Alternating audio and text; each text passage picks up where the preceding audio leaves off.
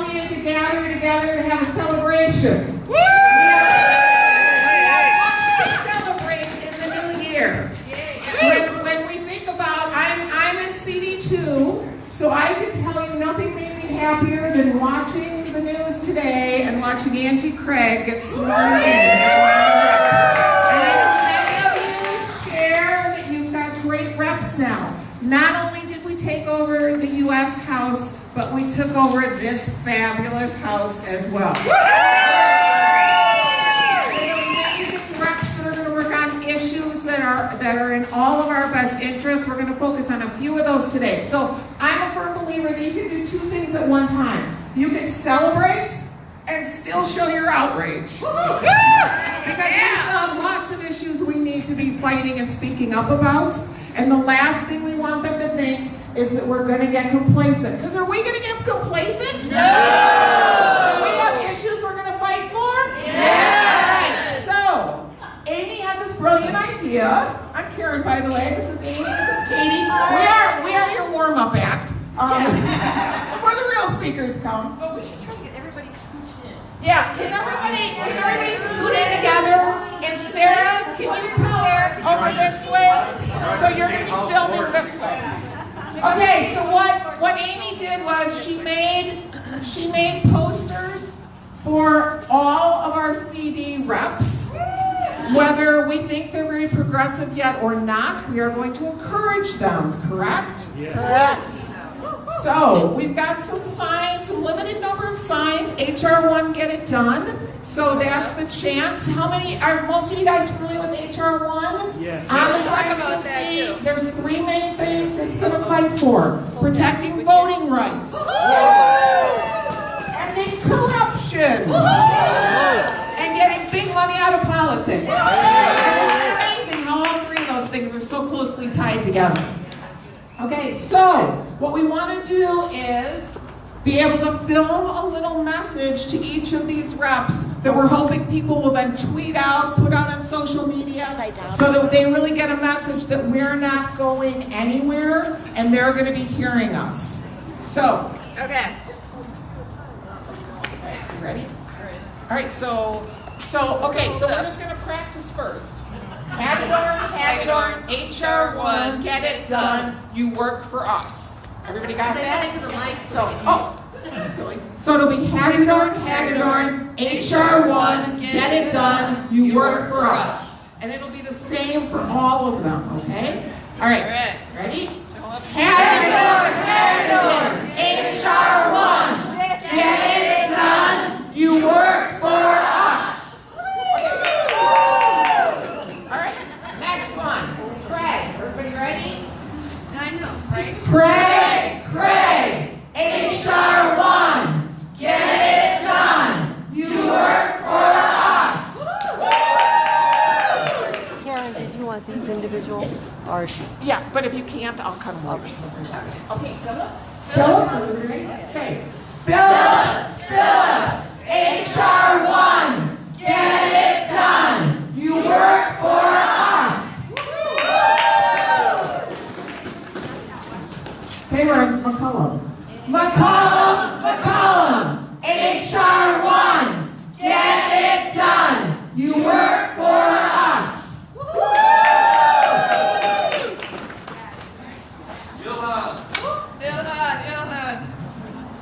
Ilhan. Omar, HR1, get it done. You work for us.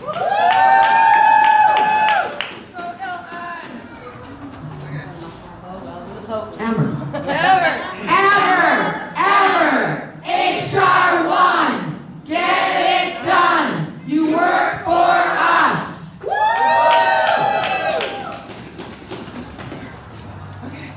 Okay, Stauber, HR1, get it done. You work for us.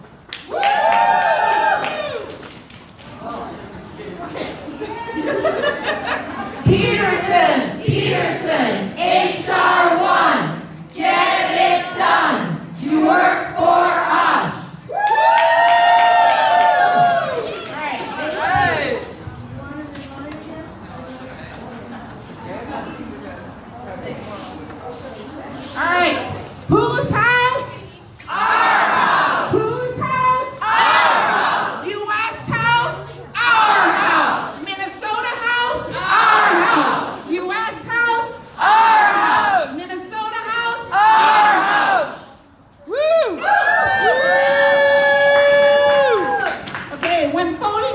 are under attack, what do we do? Stand up, fight back. When democracy is under attack, what do we do? Stand up, fight back. When we the people are under attack, what do we do? Stand up, fight back. When migrant families are under attack, what do we do? Stand up, fight back. When our core values are under attack, what do we do? Stand up, fight back. When the rule of law is under attack, what do we do? Stand up, fight back. When our collective voices are under attack, what do we do? Stand up, fight back. When facts and truth are under attack, what do we do? Stand up, fight back. Okay, repeat after me. Border security Border security does not equal a wall. does not equal a wall. Let migrants find asylum. Let the migrants find asylum. Don't let our government stall. Don't let our government stall. Border security Border security does not equal a wall. does not equal a wall. Let migrants find asylum. Let migrants find asylum. Don't let our government stall. Don't let our government stall.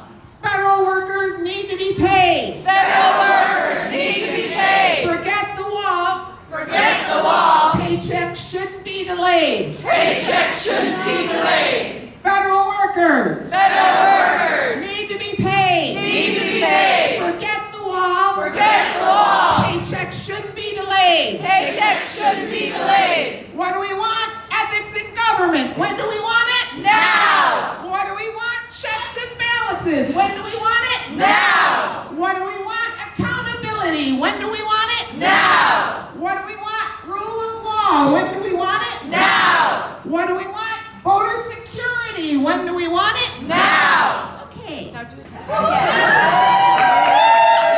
Good. We're getting warmed up now, right? Okay, so we have a song. This little line. Does everybody know this little light of mine? Yes. And now you're all going to be very fortunate because I'm handing over the mic to Katie, who can actually sing. Before I got this cold, I couldn't. I hear you. This little light of mine, I'm gonna let it shine. This little light of mine, I'm gonna let it shine. This little light of mine, I'm gonna let it shine. Let it shine, let it shine, let it shine. New verses. This country of ours, we're gonna make it fair.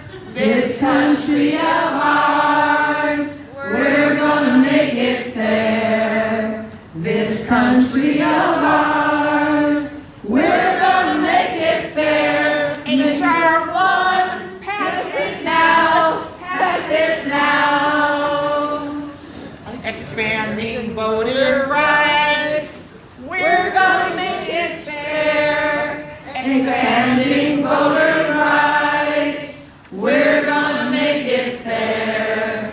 Expanding voter rights, we're gonna make it fair. HR1, pass it now, pass it now. We the people know corruption's gotta go. We the people know corruption's gotta go. We the people know corruption's gotta go. HR1, pass it now, pass it now.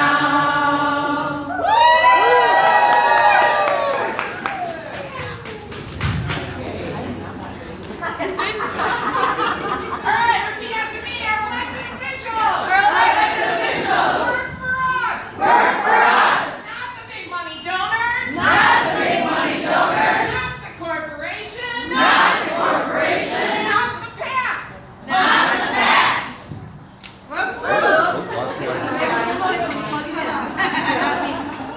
It's just gonna make a noise. All right. Here we go. Do you want to just?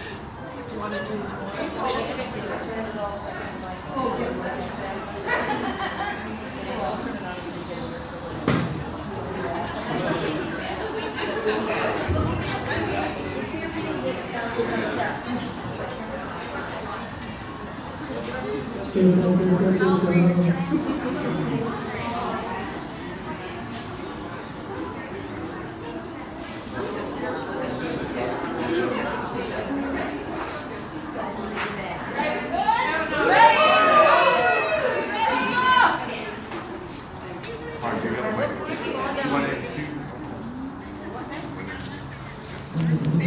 Sorry.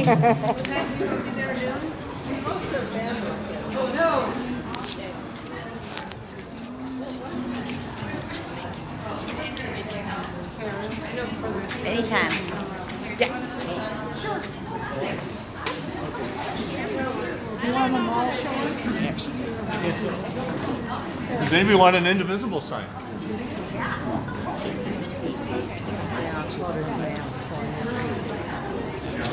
I want to introduce Homie Adokrido. He's going to open with some remarks for us. Welcome everyone. Everybody come on in. A little closer. Everybody come on in. Like it's your girlfriend. My name is Komi Adokrido. I'm happy to be here today in the cold. Even though it's cold, you came out because you are the brave. Because today is very important for all of us. I am a part of Indivisible Group, Golden Valley Crystal, and Indivisible Group, Minnesota. I'm very happy to see you here today because today is exceptional. Because today is about democracy. Because today is about justice. Because today is about freedom. And because we are one, indivisible. Tonight, we gather because the earth is indivisible. You cannot separate her increasing pain by country or by border. We gather because Angela Davis said, justice is indivisible. You cannot just decide who gets civil rights and who cannot. We gather because Manhattan Gandhi said, one man cannot do right in one area of life while occupied in doing wrong in another. Life is an indivisible whole. We gather because John F. Kennedy, standing near another controversial wall, the Berlin Wall, said, freedom is indivisible. And when one man is enslaved, all are not free.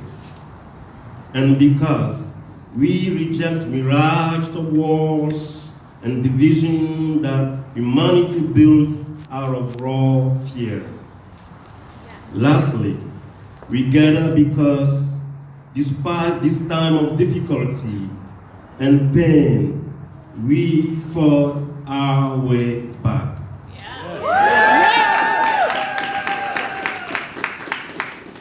Holding fast to the high ideal of common good, of one nation under God, indivisible, with liberty and justice for all.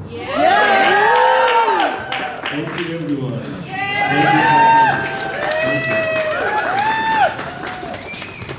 Thank you so much, Comey. Thank you. Just want to say welcome everybody and Happy New Year. And welcome to the first day of the new Congress in 2019. And we actually have hope on this first day of Congress. We have hope for ending corruption. We have hope for ending voter suppression. We have hope for getting money out of politics. And we have hope for funding our government and not a wall. So on behalf of the the Minnesota Indivisible Alliance, we want to thank you all for coming. Let me see a show of hands for who here is part of a grassroots citizen activist group. Anybody? Oh, everybody. If you're not, you should talk to one of these people. Just raise their hands. We want you. We want to thank our main organizing group, Indivisible Resistance, Egan Burnsville, for putting this together. Thank you, Mark, and the others in IREP. And we want to thank our other sponsors, Common Cause Minnesota, Minnesota Let People Vote Coalition, Indivisible Minnesota Legislative Action, Indivisible St. Paul, American Promise, Swing Blue, Indivisible Monaga Park Rapids, Indivisible St. Peter, Greater Mankato, and Protect Minnesota. There are 2 other rallies being held today for this HR1. One is in Mankato and one is in Bloomington. It's a nationwide indivisible day of action. So we're here to welcome our newly elected representatives to the first day of their new job. Thank you all for working for us, for the people. And Mark Frasconi, I'm going to introduce, he's going to give us a few of the details on HR1.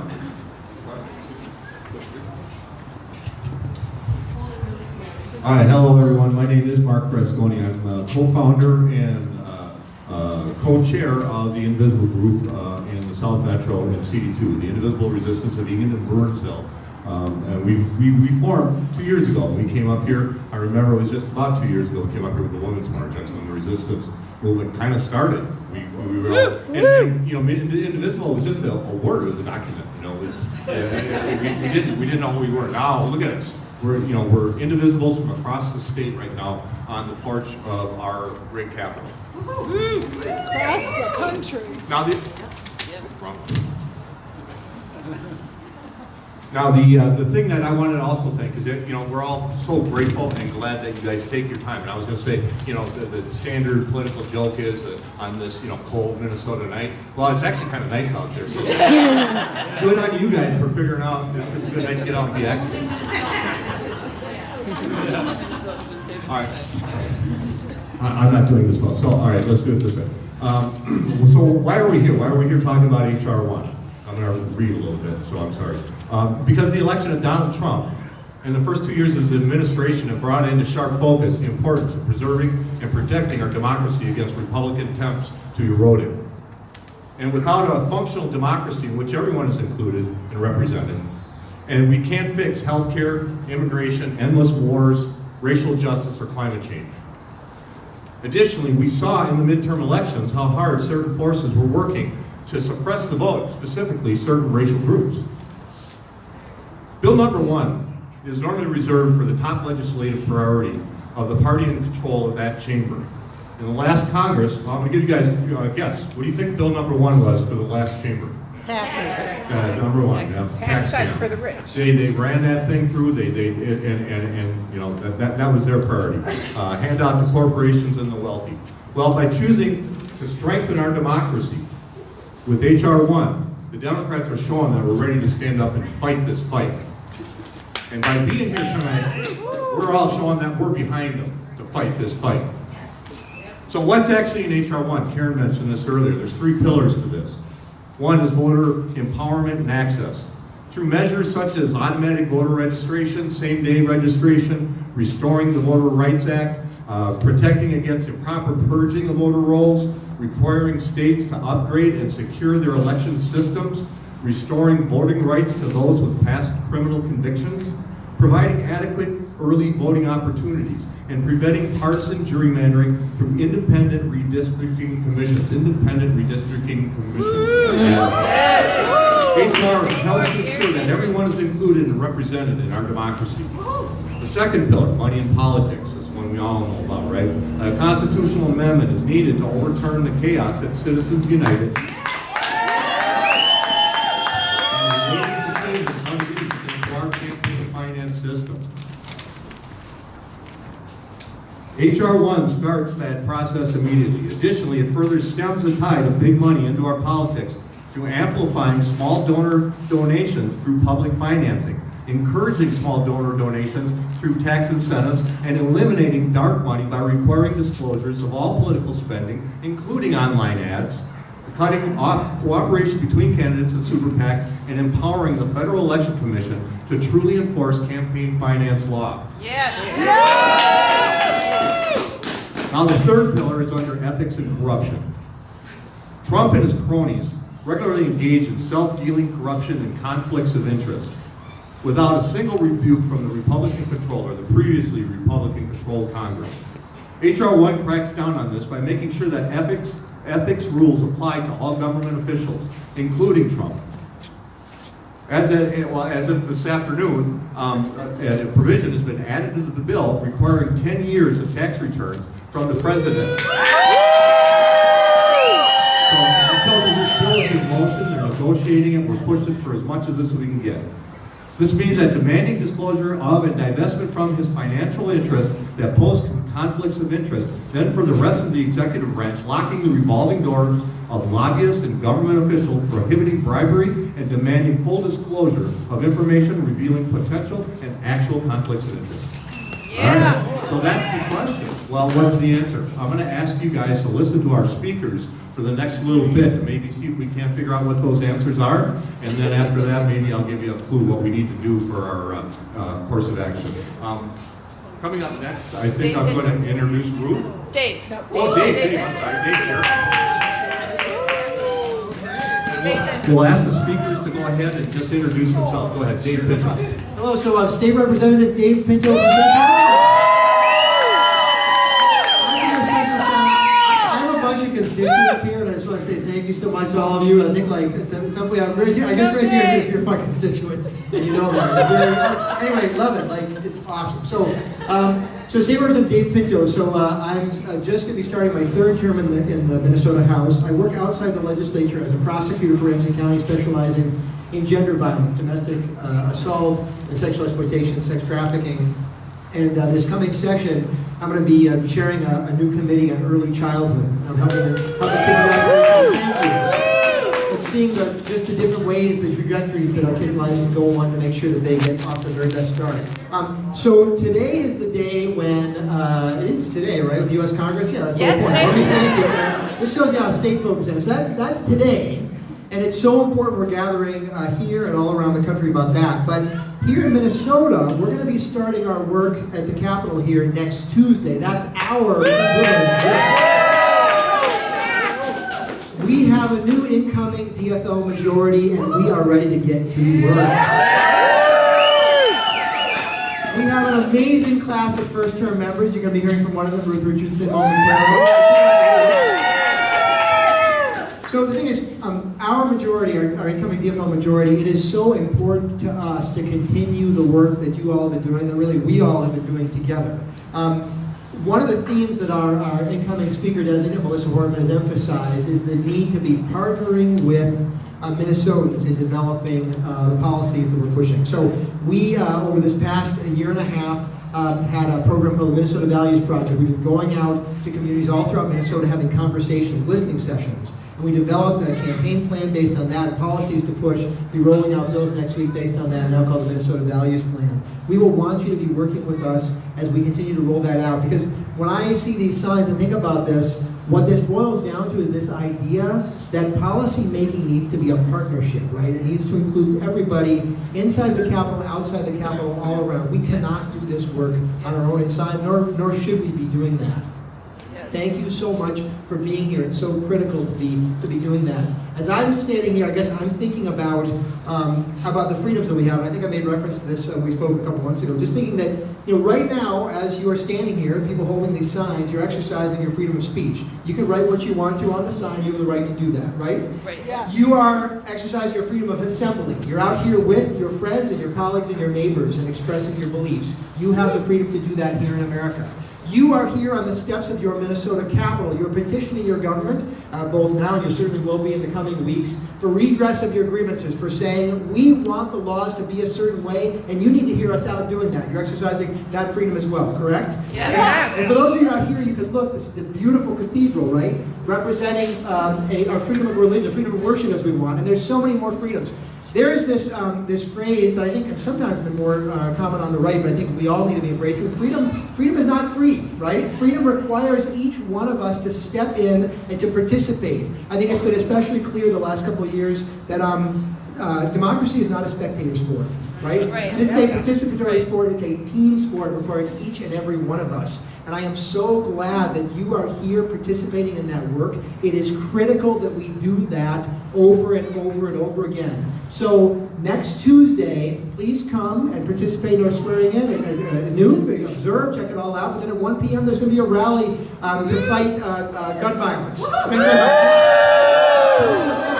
You know what? I know later that afternoon there's more events. The next day, I say, please keep on coming back and engaging with us and participating with us. And as you do, keep in mind that as that sign that was up there over there says, whose house is this? Our house. Whose house? Our house. Whose house? Our house. Keep it in mind day after day after day that word "our" means all of us together, and let's keep it doing together. Thank you so much for your work.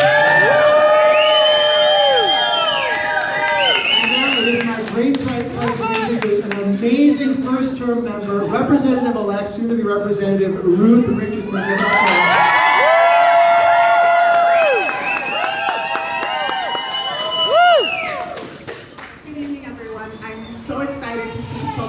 Out on this cold night in search of your democracy. And, Ruth, go real quick. oh, I'm sorry. Thank you.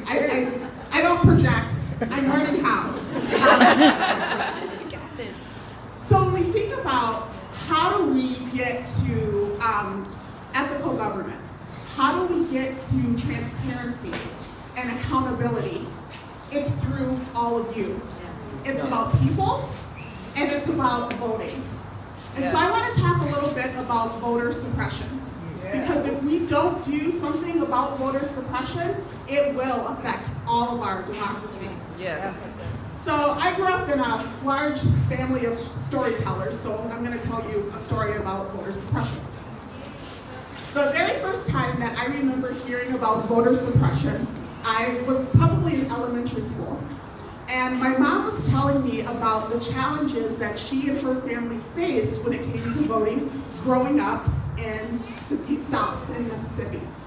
And she told me stories of the types of questions that black people would be asked when they would go to vote. Questions like, how many bubbles are in a bar of soap? Yeah. And regardless of what you say, it's not the right answer. And in addition to that, there was also a whole sort of terroristic fear that was going on related to voting as well. She told me stories about Freedom Summer. And if any of you remember Schweiner, Cheney, and Goodman, and what happened to them, she told us about how when they were in Meridian, because they lived in Meridian at the time of Freedom Summer, and she said, you know, every day they saw the three of them going door to door, trying to get people to get registered to vote, and talking to people about their democracy, talking about their freedom, talking about education, talking about setting up freedom schools for kids that were in the area.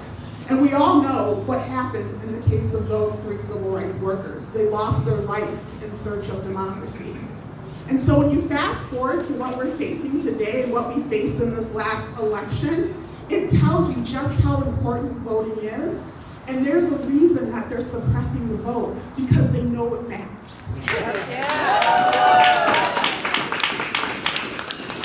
Because if votes didn't matter, they wouldn't be working so hard to take the vote away from individuals. And when you see people standing in lines for 4 hours, 6 hours, 8 hours trying to cast a vote, when you hear about voting machines that don't work, or voting machines that are not registering votes correctly, we know that we have a serious problem. And if we want to ensure that we are going to have democracy, the very first thing that we need to ensure is that our elections are fair, and we need to ensure that everyone gets their right to vote.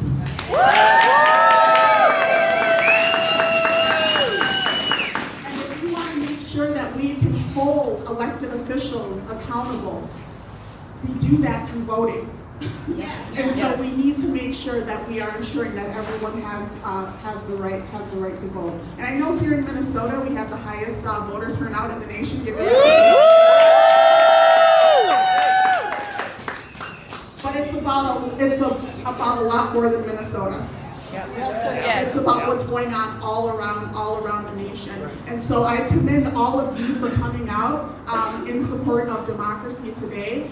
And I hope to be able to work alongside all of you because as Representative Pinto was saying, in order to get to the crux of these issues, we need to ensure that people who are most impacted by these issues are at the table to be part of the decision. Thank you.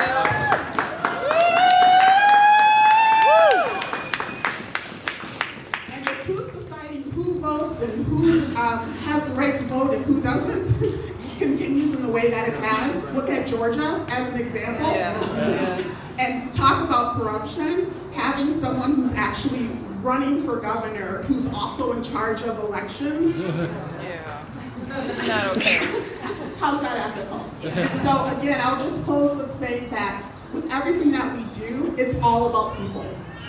And it's about the power of people. And so I am so excited to be able to go on this journey with you to protect our democracy. Thank you. Thank you so much. We have Melanie Haslip here with the Minnesota Let People Vote Coalition. She's going to say a few words about voting also. Hello, fellow protectors of our democracy. Be here with you tonight. For over the last year, the Minnesota Let People Vote Coalition has worked hard for the tenants in HR1 to protect and expand our voting rights. In our grassroots efforts, we've knocked on countless doors, organized education and registration voter events, big and small, and have fought hard to restore the vote to end felony disenfranchisement.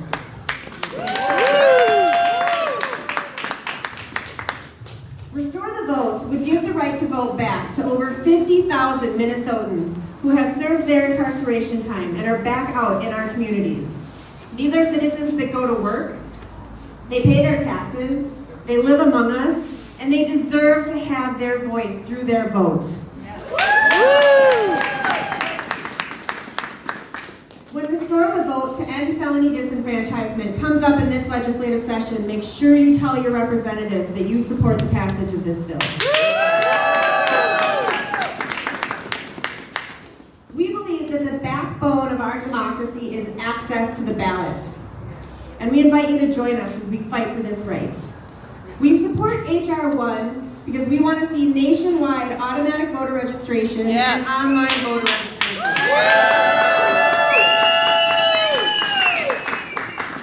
17 states have automatic voter registration, and they've seen their registration rates dramatically increase. But we as a country can do better than 17 states. Yes. There are 38 states that have online voter registration, but we as a country can do better than 38 states. Yes. It's time to remove the barriers to voter registration and to modernize our voter registration systems. If you're here tonight, you probably already support HR1 and agree that we need to make it easier as a country for our citizens to vote. So that's why I'm asking you to take this message on beyond just this crowd of dedicated protectors of our democracy. Spread the message by not only telling your representatives why they should support HR1, but anyone who will listen. Tell your friends, your family, your neighbors why they should support HR1. Have a conversation with people who you know are on the fence or even on the other side about why you support HR1. Spread the message far and wide that we support HR1 because we believe it lays the foundation that we need to protect our democracy.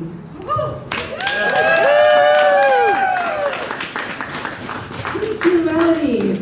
Now we have Mandy Schwimmer, who's here representing the group American Promise. She'll tell you a little bit about the group. I'm not going to tell you a little bit about the group. No, I'm going to try. I'm going to try. Really close. How is this? Is this better? Nice. Okay. Hello. Thank you for being here tonight. My name is Mandy Schwimmer. Thanks, Amy. And and I'm an activist and a stay-at-home mom here in St. Paul. So welcome to my hood. Nice to see you. I am here tonight with American Promise, filling in for Vicki Barnes. She is an amazing woman. I'm not going to make a whole speech about her, but I probably could. She has been working for 6 years on the journey towards overturning Citizens United. So I'm filling in for her. So if you'll let me, I'd like to tell you a little bit about who I am and why you should listen to me. So who am I? In some ways, I am just like you. But in other ways, not so much. I'm a friend and a neighbor, wife and a mother. I am drawn to things with 3 letters. So I'm on the PTA, but I'm also a total SJW. You know, ladies, do anyone? Yeah, thank you. In fact, I'm a feminist, and not the nice kind of feminist. I am the nasty woman that the president warned you about. I'm an atheist. I'm a socialist. I'm bisexual. I'm an abuse survivor. I am neurodivergent. If you don't know what that means, I'll talk to you about it for hours and hours. And that's funny if you do know what it means. But basically, why I'm here tonight and why you should listen to me is that I am an American. And my voice is one of many that deserves to have a say in my government, but isn't being heard currently. You know what I'm not? I don't know if you've noticed, not a corporation. Not a super PAC. No. But unfortunately, now I have to get serious. Several Supreme Court decisions, including Citizens United, have ruled that corporations and other artificial entities have the same First Amendment right to speak as natural persons, and that money is speech. It is unconstitutional to limit speech, so we are unable to regulate campaign spending. These rules have enabled the big moneyed special interest groups and global corporations to influence our elections and policies. And I call BS, to borrow from the kids. All of us here have come here tonight because we believe that the people of our country deserve better than this. We are here to show that the people have the power. And whether you have only recently become woke or have been wide awake for decades, all of us here understand that we can use this power not only for ourselves as individuals, but also to amplify the voices of those who are too often ignored. We are a self-governing nation. Our Constitution starts with we the people, and we the people will have the final say.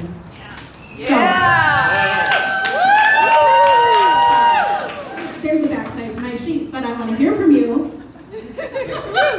Who has the power? We the people! Who has the power? We the people! Who has the power? We the people! Okay. 7 of the 27 amendments to our Constitution were passed to overturn bad Supreme Court decisions. The Supreme Court ruled that African Americans were not and never could be citizens of the United States, which prompted we the people to pass the 13th and 14th Amendments. So who has the power? We the people! Who has the power? We the people! One more time, until the next time. Who has the power? We the people! The Supreme Court denied women the vote, but we the people mobilized and passed the 19th Amendment. Because who has the power? We the people! You were right, I was wrong. Who has the power? We the people! Now, all right, back to what I'm supposed to be doing. American Promise, along with other organizations like Move to Amend and Minnesota Citizens for Clean Elections, is working in Minnesota and nationally to pass an amendment that will allow us to be able to regulate campaign spending again. So keep an eye on your social media, pay attention to any email lists you may be involved in, because American Promise will be notifying everyone when state and federal bills are dropped so that we can take action and reclaim our democracy. As we listen to the rest of the speakers tonight, we must remind ourselves that, as Lauren Blessing says, getting money out of politics is not the only issue, but it is the first issue. The issue we have to solve before we get to fix all the rest. So one more time, who has the power? We the people! All right, thank you, everybody. Thanks, Granny. I'm going to introduce Nancy Nordbentz, who is the Executive Director of Protect Minnesota. Thanks, Nancy. Hi there! Hi. So I'm, as she said, Nancy Nordbentz. I'm the Executive Director of Protect Minnesota. We are the state-based independent gun violence prevention organization in Minnesota. And some people, yes, thank you. And some people might wonder, why is it that Protect Minnesota, a gun violence prevention group, is here talking about HR1 and voter suppression? So I want you to say a number after me. I want you to say 90%. 90%. Louder. 90%. That's how many Minnesotans, as of April 2018, supported the passage of background check, a universal background check bill, and other stronger gun laws. Say that number again, 90%. 90%. Now I want you to say another number, 1.5%. 1.5%. Did not hear you. 1.5%. You know what that is?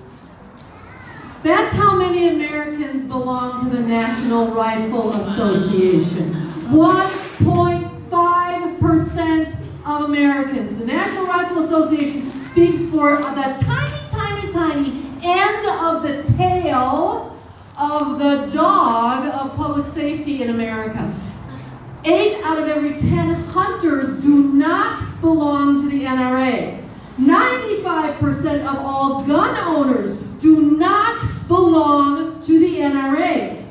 The NRA represents how many Americans? 1.5%. And yet that little teeny tip of the tail of the big long dog wags the whole of American public safety policy when it comes to guns. That 1.5% of Americans is the reason that our children and grandchildren have to practice being shot at in school.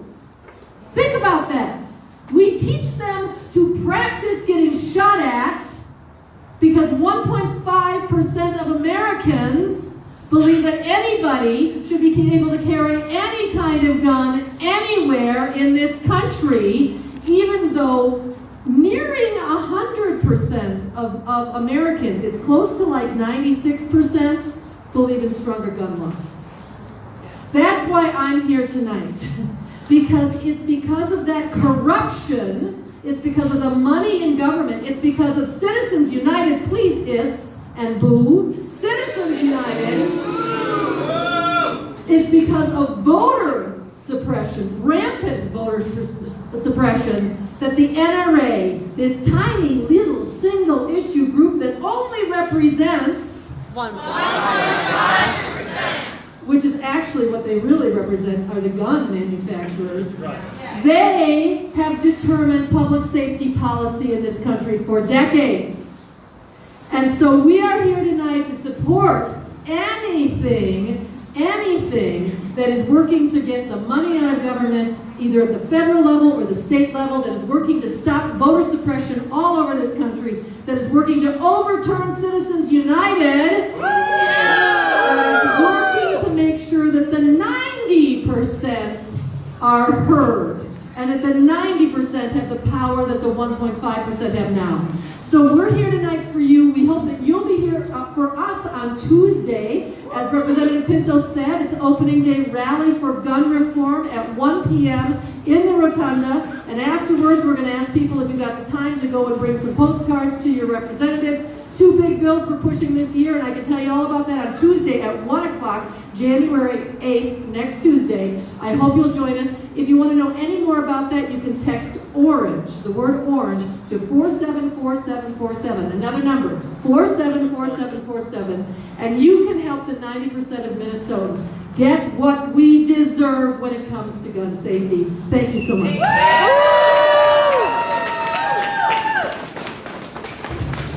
Anastasia here.